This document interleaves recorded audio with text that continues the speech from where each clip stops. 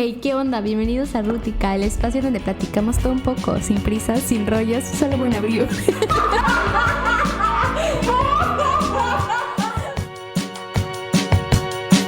Aquí estamos de nuevo en el tercer episodio del podcast de Rútica. Y pues nada más quiero decirles que venimos de vivir una experiencia muy bonita. Nos fuimos el equipo de Rútica a la UADY, la Universidad Autónoma de Yucatán, a un congreso que dedicaron a resaltar la importancia de la milpa. Y entonces queremos hablar de eso porque conocimos a la mera, ¿no? De los estudios milperos aquí en Yucatán, que era la maestra Silvia Terán. La saludamos, le dijimos que estábamos basándonos en la primera experiencia erótica se basaba en su libro. Y pues aquí está conmigo Natalie. Mucho gusto, hola.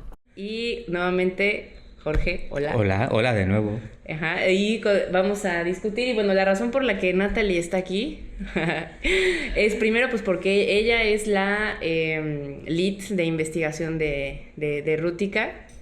Junto con su equipo ha hecho una muy buena investigación sobre la milpa, que ya iremos sacando también poco a poco este material. Y pues yo quiero hablar ahora de la importancia de esta forma de cultivar comida, ¿no? En el foro se habló mucho del reconocimiento que la FAO le daba a la milpa como un sistema agroalimentario de importancia mundial para la sostenibilidad, ¿no? Así es. ¿Por qué? La FAO, la Organización de Naciones Unidas para la Alimentación y la Cultura, ha identificado sistemas agrícolas tradicionales en todo el mundo que considera que son un patrimonio de saberes y de conocimientos que debería interesarles a todo el mundo. En México identificó y designó a dos, que una es la chinampa de Xochimilco y la otra es la milpa de Yucatán. Y no solamente porque es un sistema, es un policultivo, que ya ahorita hablemos un poquito más de qué significa eso, que ha sido fundamental durante más de 2000 años para la vida de la cultura maya y de las otras, pero que es además ha sido el eje de la vida social y espiritual de los pueblos mayas. Sí. ¿Sabemos cuál es el problema de nuestro sistema agroalimentario actual? El problema actual es la urbanización. Son muchos problemas, pero dentro de que la urbanización y también la eliminación de la cultura o la pérdida de cultura por la llegada de los españoles en su momento. Sí, también. Sí, lo que está pasando en general bueno, no más en México, ¿no? Lo que dijiste pasa en México, sino en general en el mundo. Nuestro sistema agroalimentario ya no da, ¿no? Ya no da, y esto es una realidad. Perdón si la gente que escucha se deprime, ¿no? La que cree en los ODS, pero ese ODS de hambre cero no se puede lograr a menos que crezcamos en la producción de alimentos en un 3% anual. La mala noticia es que nuestra tierra ya no da, pero no da por la forma en la que se produce. Por eso lo que comentó ahorita Jorge y estos sistemas reconocidos por la FAO son tan importantes, porque nuestro sistema agroalimentario ya no da por 3 razones. Una, por los monocultivos que utilizan pesticidas y que prácticamente matan la tierra después de que se acaba, ya no pueden sembrar más. Además de la urbanización, como dijo Natalie, nos estamos llenando de concreto la tierra cultivable, y entonces sistemas como la milpa son alternativas hacia un mundo más sostenible, porque si no nos vamos a quedar sin comida, ¿no? Pues es que han estado hablando de la consolidación del modelo agroindustrial. Eso. El modelo agroindustrial, además de que se basa en monocultivos que son un desastre ecológico, también se trata de la mercantilización de las semillas. Justo lo que hace que la alimentación sea variada, rica y nutritiva es que sea diversa. Y con los monocultivos es lo opuesto. Desde que se consolidó este modelo después de la Revolución Verde hace unos 50 años, hemos comido, sí, más, y ha estado asegurado, pero comemos peor, mucho peor. Y la milpa es justamente lo opuesto, así como los otros sistemas tradicionales, y la importancia de conocerla es que no solamente, como dijo Itzel, es una alternativa al sistema agroindustrial, sino que cuando se le empieza a conocer con todos sus matices, sobre todo espirituales, es tan bonito, está tan lleno de cultura, de riqueza, de poesía y de vida, que uno puede decir, ¿cómo podemos no conocerlo? ¿Tú qué aprendiste, Natalie, de tu investigación de la milpa, de lo que dice Jorge? ¿Qué es la milpa? ¿Cómo funciona? ¿Qué valor espiritual tiene? Pues la verdad es que aprendí muchísimo. Para empezar, la milpa fue algo que en su momento, en el esplendor de los mayas, le dio alimento a una población gigante. En el libro de Silvia Terán menciona que probablemente le dio alimento a la población más grande que actualmente existía en el 2009. Y también la cultura es muy importante acá porque en Yucatán al menos el piso o el suelo es relativamente nuevo a comparación de muchos otros suelos porque emergió del mar, y entonces hace muy complicado por el manto freático que el agua cuando llueve se cree en ríos o se cree en lagos, y más bien se va, ¿no? Abajo de la tierra, y se va a los cenotes u otras cosas que están más profundos, ¿no?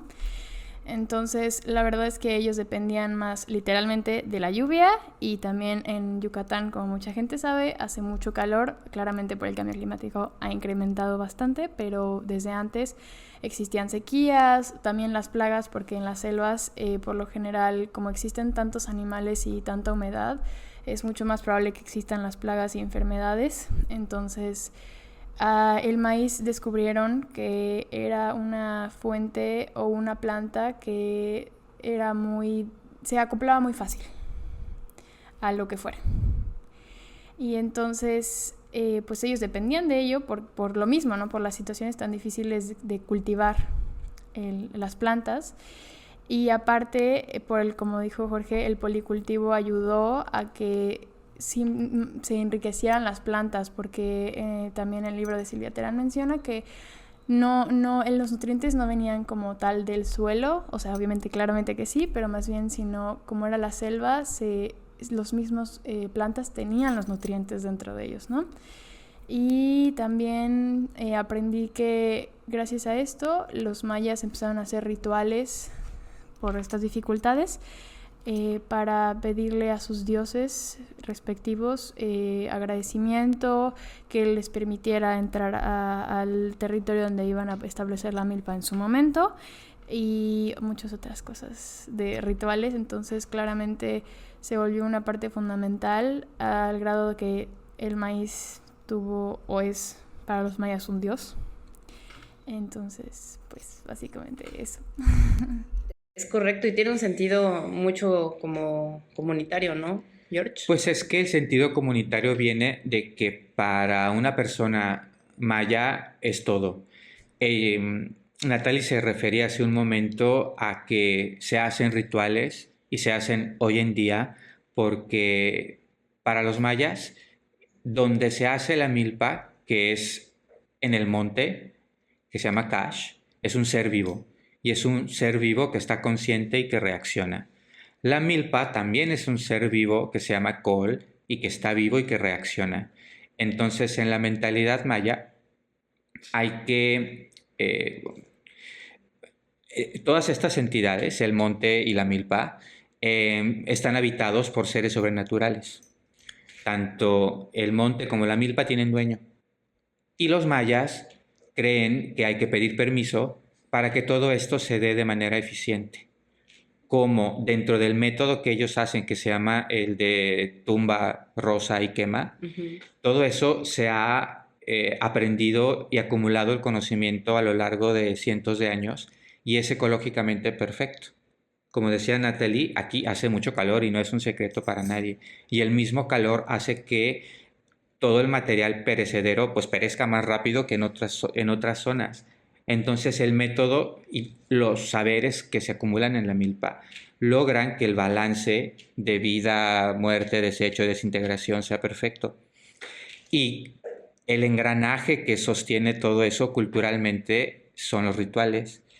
Hay que pedir permiso para delimitar el terreno, para tumbar los árboles, porque para ello los árboles sienten. Hay que pedirles permiso a los dueños de los árboles y a los árboles mismos para poder quitarlos, para poder quemarlos, para que los señores de los vientos no hagan que se propague, para agradecer cuando se da la primera cosecha. Cuando esa cosecha se da con esos elotes frescos, se hace, que se llama pibinal, se hace el atole nuevo, se hacen los primeros tamales. Entonces, esto aglutina a la población entera. Hay una persona mayor que es la que conoce todos estos saberes y los hereda y habla de ellos y preside las ceremonias. Los adultos, los adolescentes, las señoras, los niños que también juegan un papel. Entonces es un eje cultural, social, de donde dependía la vida entera que ha dependido durante 2000 años. Entonces, este emblema cultural, cuando llegan los españoles e intentan adaptar el sistema pues, medieval que tenían ellos y que no creían obviamente ni en señores del monte ni en nada, ellos pues hacen sus industrias, sus haciendas, sus cultivos, trajeron vacas, trajeron cerdos y todo esto pues obligaron o intentaron obligar a que se perdiera y a que no se ejerciera más. Y esto era como decir a los mayas, no nos importa tu forma de vida, no la hagan más, pero sobrevivió, que es lo más importante, pese a todo. Sobrevivió, pero se ve amenazada, ¿no? Como Muy. bien dijo Natalia al inicio, es la urbanización, ¿no? O sea, la fragmentación de las tierras, de los ejidos, ¿no? La venta de ejidos. Las granjas. Las granjas, el turismo, ¿no? El cambio climático. Y que se está viendo amenazado y fragmentado y que no nada más amenaza, como tú dices, el patrimonio cultural de toda la región, sino también la vida misma, porque justamente pues de ahí se obtiene la comida principal y la sostenibilidad del pueblo, ¿no? Nos decía una de las señoras que visitamos allá en Mucuché, que cuando se les acaba el maíz de la milpa, lo compran. Y en la conferencia del foro de ayer nos decía que en uno de los videos que nos pusieron, decía es que nos venden nuestro maíz más caro. Sí. ¿No? Entonces entran en esta lógica pues de mercado en donde pues ellos producen la comida, la venden y se las regresan en un supermercado al triple, cuádruple de precio, ¿no? Entonces se inserta la milpa en estas dinámicas, pues vamos a decirles de mercado. Urbanas, ¿no? Y que fragmenta todo el tejido social. O que acaben comprando maíz industrializado importado. Transgénico también, ¿no? Ahí, como decíamos en alguno de los podcasts anteriores, pues la onda del maíz transgénico, ¿no? ¿Qué está pasando? ¿Por qué están prohibiendo el maíz transgénico en México? Pues, primero que nada, se supone... ¿Por qué lo están prohibiendo? Porque se supone que el maíz transgénico tiene...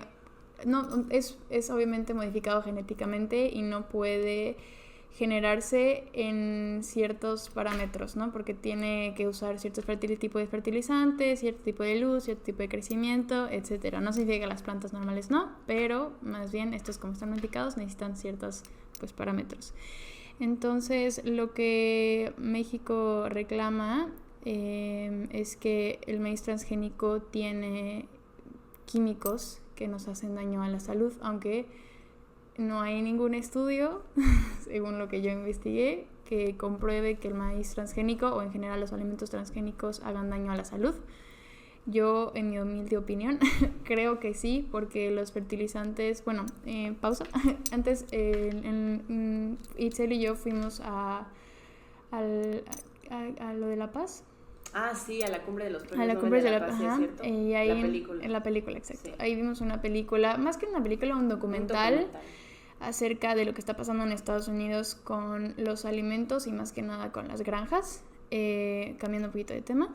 Entonces, ellos mencionaban que los fertilizantes que se usan en Estados Unidos de una empresa muy famosa, tan solo el hecho de usarlos, a varios los llegó a quemar la piel y les dio cáncer y algunos hasta se murieron, ¿no? Y aparte de todo, les salía muchísimo más caro comprar y hacerlo como les planteaba el gobierno o la sociedad, que como ellos lo estaban haciendo. Incluso en En Estados Unidos también los indígenas hacen lo mismo que los mayas con otros alimentos, pero con politicultivos y respetando la tierra, y tenían muchísimo mejor producto que los que usaban los fertilizantes o productos químicos. Entonces, claramente, México depende, toda la población mexicana depende culturalmente, económicamente, socialmente y alimentariamente del maíz. Porque básicamente toda nuestra comida se basa en el maíz, los tamales, las tostadas, el pozole. Todas las garnachas. O sea, todo. Importamos el maíz, ¿no? O sea, sí. importamos el maíz. Y de hecho esto no nada más pasa con el maíz, pasa en la soya. O sea, China y la soya, pues también China importa mucha de su soya cuando la soya pues allá se dio y es el origen allá. Y ese es un fenómeno muy interesante porque... Con la soya están aplastando a Argentina y a Brasil, pero ese es otro tema. Ese es otro tema para Ese es otro otro podcast. tema. Pero sí, o sea, siguiendo con lo del maíz, México, como dice Natalie, o sea, nuestra dieta es con base en el maíz y lo tenemos que importar. ¿Por qué? ¿No? De hecho, la prohibición de ahorita es nada más que no se cultive aquí el maíz transgénico, pero sí se puede importar. Y parte de prohibir el que se siembra aquí es para proteger la tierra, ¿no? Y para que no se aplaste. Para proteger las semillas. Las semillas locales, ¿no? Pues es que También. parte, y para mí la parte más nociva, más allá de las comprobadas o no efectos en la salud, es que es un negocio. Sí. Y cuando es el maíz transgénico, obligan a comprar esa semilla. Eso es lo que Es eso. Escuché igual que también, o sea, la protección de las semillas, pero también escuché, bueno, lo que dijo Claudia Sheinbaum fue que también cuando sueles cultivar una planta, como bien lo dijeron ayer en la plática, en Chiapas es un ejemplo, que sí, podrías poner 2 semillas nativas hechas en laboratorio sin modificación genética, solamente para producirlas más rápido. No puedes hacerlo porque al poner solamente 2 semillas, o en este caso el maíz transgénico, ¿no? Las semillas del maíz transgénico en el suelo mexicano, empiezas a propagar en la tierra la propagación, bueno, sí, como retóricamente la propagación del maíz transgénico, y entonces haces que el otro maíz nativo empiece a desaparecer. Sí, y de hecho, justamente parte el problema de las semillas transgénicas es que no nada más te obligan casi por contrato a tener que comprar eso, sino que eso viene ya empaquetado. O sea, tiene ya... Con pesticidas y con herbicidas. Ajá, y solo con eso sirve. Sí. ¿No? Y la preocupación igual es que, pues, si todo México depende del maíz, ¿qué va a ser de nosotros con maíz transgénico, ¿no? Eventualmente si se pusiera todo con maíz transgénico. Sin el que llevamos cultivando desde que se domesticó el teocinte hace 8,000 años. Y la pérdida de la cultura, gravísima. Pérdida de la cultura, erosión del suelo y crisis alimentaria, todo por un maíz transgénico, y enfermedades también. ¿No? Y la disgregación social, porque es lo que ha mantenido aquí en Yucatán y en el resto de México, pues ha sido el eje de la vida. Sí. Justamente ayer cuando fuimos al foro, me preguntabas, Natalie, que por qué, si fueras tú, creo que sí, de por qué si antes daba para alimentar a la población del 2009 la milpa, ¿por qué ahorita ya no? ¿Por qué tenemos que importarlo? Y justo estábamos intentando pensar por qué tienes alguna respuesta. Pues es que es multifactorial. Sí. No puede haber solo una. Ha sido también como es un negocio, y como el maíz producido de manera tradicional nunca lo ha sido, entonces no rinde para hacer negocio, no rinde para vender. Al no rendir para vender, al no ser negocio, se le va cultivando cada vez menos, entonces se prefiere vender la tierra para hacer otra cosa, cosas, claro. Y se cultiva otra cosa, o se cultiva cualquier cultivo que genere dinero, como lo que les decían ayer, que están haciendo en el sur de Campeche, y que las personas se han estado y no se han dejado. Los campesinos mayas del sur de Campeche, precisamente porque han sido invadidos por otro tipo de cultivos que dejan dinero, y el otro no deja dinero. Es la vida. Leí también que con la llegada del sisal, del sisal en el Nequén, se perdió mucho los nutrientes del suelo, y a partir de ahí también fue en bajada o en picada el maíz. No, y eso, no voy a spoilear nuestra próxima invitada, pero ella en el libro que hablaremos después, habla en un capítulo sobre eso, y que ahí metiéndose en terrenos pantanosos, esa violencia latente que hay en Yucatán, que a la menor provocación, como hemos visto, nada más le tocas tantito y la violencia surge, y que se nos ha vendido la idea de que somos ultrapacíficos y que la gente aquí no le gusta la violencia y que no es cierto. El sistema enequenero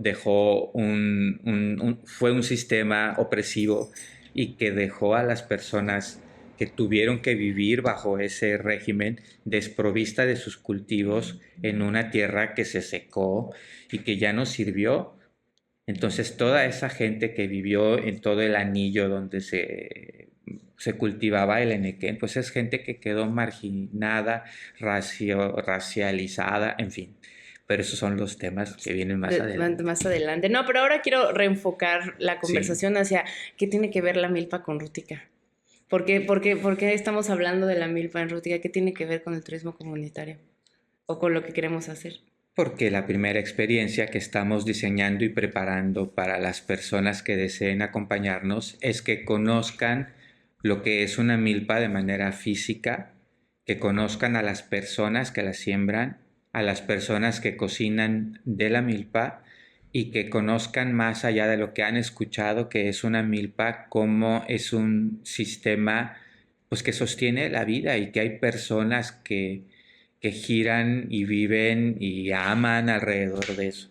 Entonces pensamos que es una visita y una experiencia entrañable. Y creo que, bueno, mi opinión es que creo que sí funciona, que yo sé que sí. También pueden ayudar o motivar a los jóvenes de los hijos milperos, de los hijos que son milperos, a motivarlos para que sigan con su cultura, con la tradición y que pues vivan de ello, porque es sumamente importante en Yucatán, en México, en Mesoamérica, y al final la cultura maya eventualmente pues nos representó, ¿no? O nos representa a México. Y de hecho ahorita mencionas algo importante, también spoileando próximos capítulos, los jóvenes y la milpa, o los jóvenes en las comunidades. Justo hay ahí un tema de que se quieran quedar ¿no? preservar el conocimiento por la falta de pues lucro, ¿no? O sea, no es una actividad con la que se pueda lucrar y pues no ven posibilidades de generar dinero, pero vamos a traer también a un invitado, ¿verdad? Que ha logrado... Muy joven. Muy jovencito, ha logrado juntar las dos cosas, ¿no? Quedarse en su pueblo, apreciar su propia cultura y generar ingreso de eso, Sí. ¿no? Entonces también aprenderemos un poco que sí se puede, Que los jóvenes pueden. Que los jóvenes pueden, y para que conozcamos a Diego. Lo vamos a invitar a Diego para que nos platique de cómo funciona. Y pues ya, con eso cerramos creo que nuestro capítulo de la milpa por hoy. Y nos vemos en el próximo episodio. Y pues gracias a todos, gracias Natalie. Gracias por la invitación, gracias al equipo que está detrás de esto. Y nos vemos.